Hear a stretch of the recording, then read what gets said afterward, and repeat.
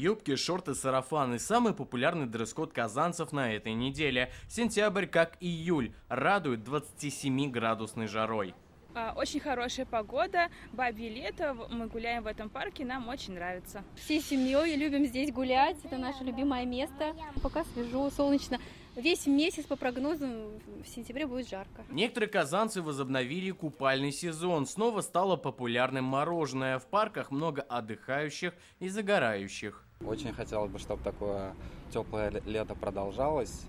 В принципе, оно очень порадовало своим теплом. Но с жарой активизировались и клещи. Обычно их сезон завершается в августе, но в этом году и они продлили себе лето. В настоящее время в связи с теплой погодой и началом грибного сезона в Республике Татарстан отмечается второй ожидаемый подъем активности клещей. Управление напоминает о мерах профилактики при посещении лесных массивов и мест отдыха.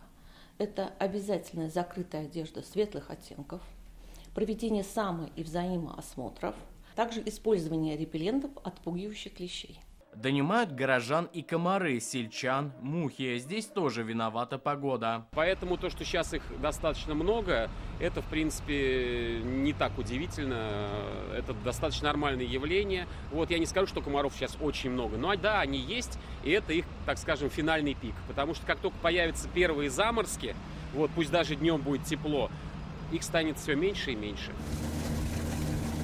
Плюс 30 показывает градусник в кабине комбайна. На полях жаркая страда. Аграрии вошли в график уборки после дождливого августа. Сейчас в закромах 2 миллиона 800 тысяч тонн зерна. К концу следующей недели планируют завершить. На сегодняшний день темп сегодня по республике, вот на сегодняшний день 74% уборочные, так, завершено. То есть есть районы, которые на сегодняшний день уже завершили. Неплохие темпы, хорошие работы идут. В основном погодные условия сегодня уже позволяют. Работа идет в хорошем плановом режиме, поэтому я думаю, во всех районах потенциал есть. Комбайный парк достаточно позволяет сегодня убрать. Сейчас температура выше климатической нормы на 5 градусов. Причина в скандинавском антициклоне, который охватил всю европейскую часть России. Сегодня был самый жаркий день недели. Завтра из-за смены воздушных потоков немного похолодает. Уже длительное время республика находится под влиянием антициклона. И отмечается довольно теплая погода, сухая. Вот сегодня, например, днем температура до 22-27 градусов повышались.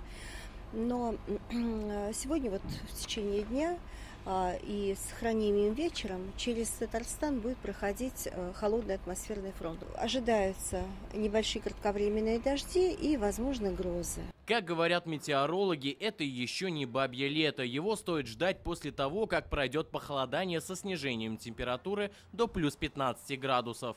В большинстве случаев статистика такова, что бабье лето все-таки наблюдается. В то же время отметим, что в этом году оно не будет ранним или, как мы говорим, молодым. Уже очевидно, что начало сентября занято вот этой волной тепла, которую мы переживаем сейчас. Однако возврат тепла вполне возможен во второй декаде, а может быть в третьей декаде сентября. Таким образом ждем или классическое, или позднее, или старое бабье лето в этом году. К пятнице жара в Татарстане вернется снова 25-26 градусов.